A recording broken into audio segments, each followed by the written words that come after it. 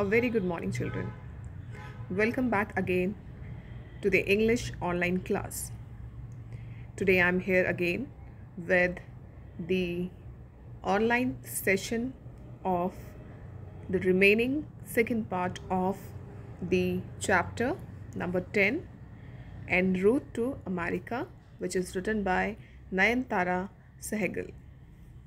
Children, till the first half we have done the chapter in our earlier session. So today we are going to start with the second half.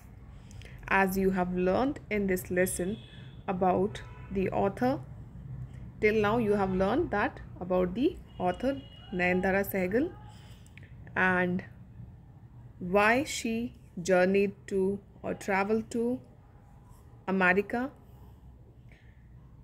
with her sister. So now today we are going to start with the second half of the chapter. So let's begin. So children, here we go with the second half. The first inkling we had of our route was when chilly winds began to blow and we started to shiver, having brought no warm clothes with us. Most of the time we wore cotton slacks and blouses, as saris were flimsy protection against the powerful ocean breeze. Who would have thought that the end of May would be a chilly time of the year? But it was on the other side of the world.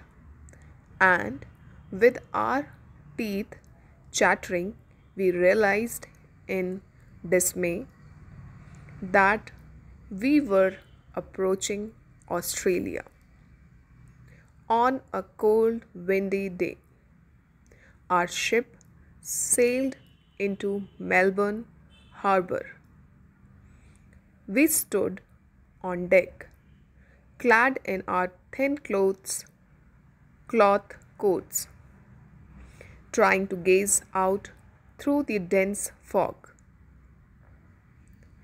All we could see was a few twinkling lights piercing the curtain of mist here and there.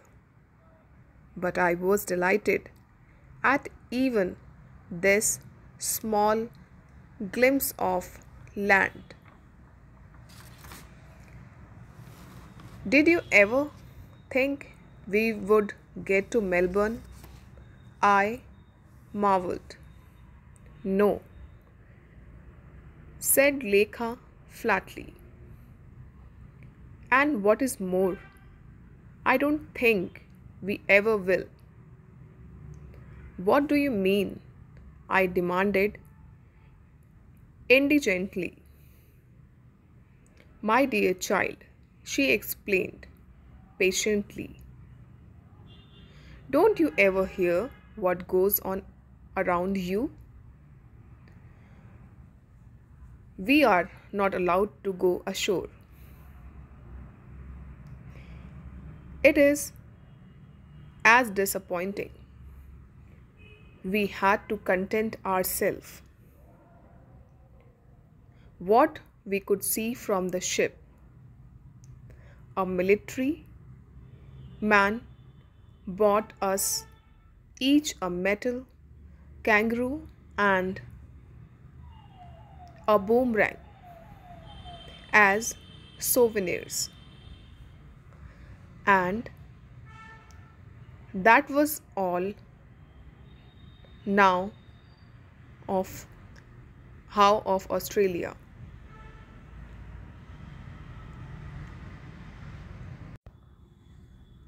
Standing in a corner of the deck, looking out at the lights, that evening I felt lonely and wished with all my heart that the harbour was the familiar one of anyway. It was so dark that I did not see someone come up beside me. I turned and started when a friendly voice said, "Hello." I could almost hear the grin in it, as it did to ask, "Did I scare you?" "No," I replied. I was wishing I was ashamed to say homesickness. The man said, "You couldn't. You are pretty tired of this ship and on it is a long trip."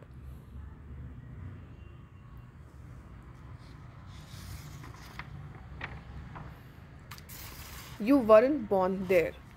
"Yes, as a matter of fact, I was." Were your parents were your parents missionaries?" This was really too much.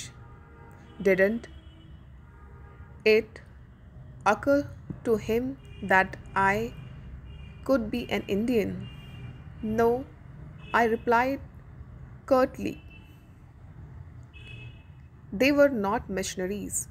I am an Indian. I was born in India and I have lived there all my life." Now, who would you have thought that? Was his unabashed rejoinder.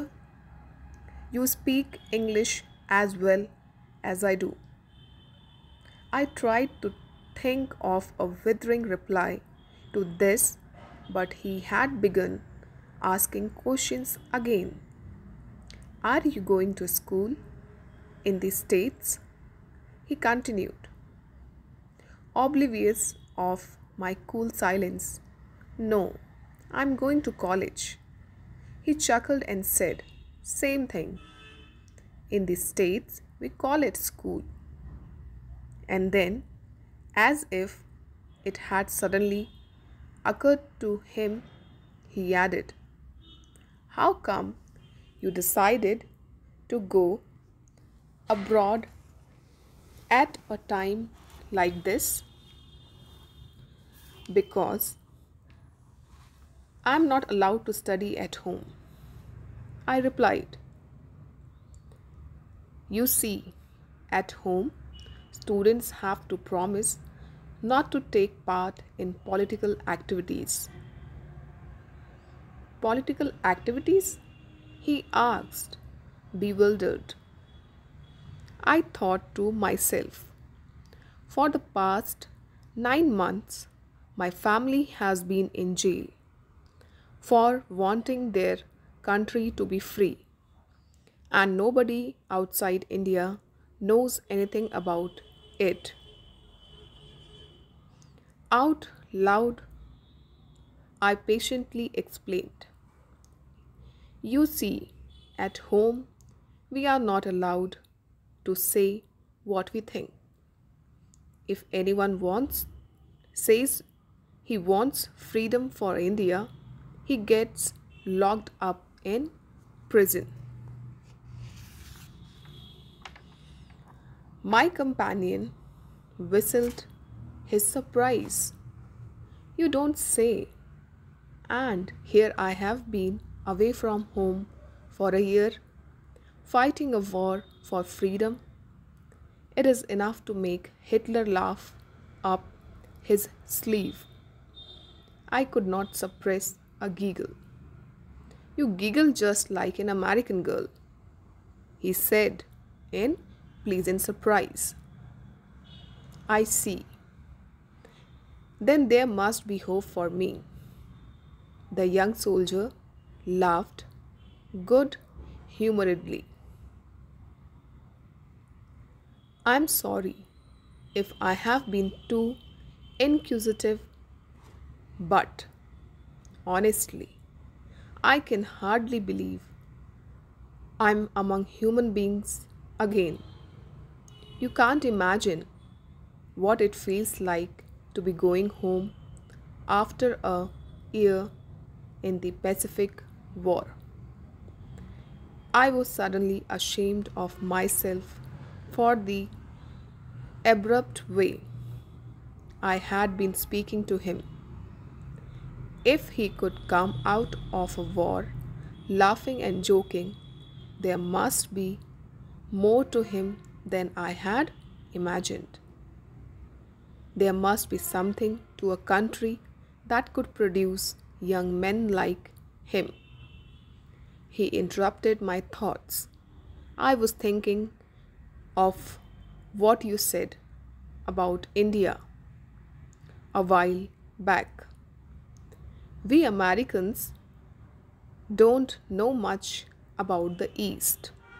About the East means the Eastern countries, that is, the Asian countries, you can say, children. This war is teaching us a lot. Will you tell me more about your country? It was getting cold on deck. So we went back to the mess room to continue our talk about India and America.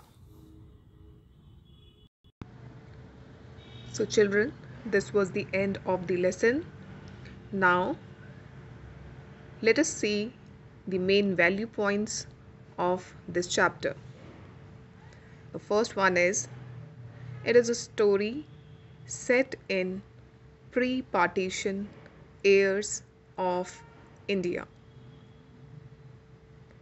The author and her sister are sent to America by her parents. Both the sisters are have had never traveled on their own in the ship. Their aunt Krishna Hoti Singh was worried when she was sending off the girls. She gives soil from their home country, that is India, so that they don't forget about their homeland, and also to dispel homesickness away. The ship had no recreation, and it seemed drab, dull, and there was always a possibility of an attack by an army, by an enemy submarine.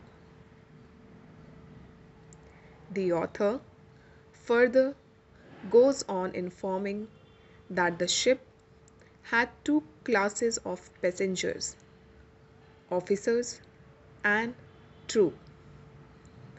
The author eventually used to the seasickness and often went to the deck for fresh air. The author initially gets seasickness but eventually enjoys the company of the fellow passengers on the ship. However, they could not go ashore as it was not allowed for the civilians. As the author stood on the deck, she was approached by a young soldier who had not been home for a long time and knew the horrors of war. He and the author Nayantara Sehgal exchanged information about her country, and they eventually leave the deck to go inside the ship as it was getting dark. So, children, this was the chapter En route to America, which is an autobiography of her, where she has mentioned her personal experience, that how she felt when she was going away from her country to another country, which was totally strange for her and her sister.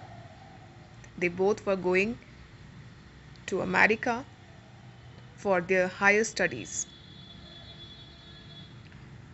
which she did not like first while traveling to America, but when she met a soldier who had not been home for a long time, or you can say for 1 year, then she realized that she was not the only one who is being far from her country, and for some better cause, one has to go away and be at a distance from their home. So I hope, children, that you all have understood the chapter. Thank you.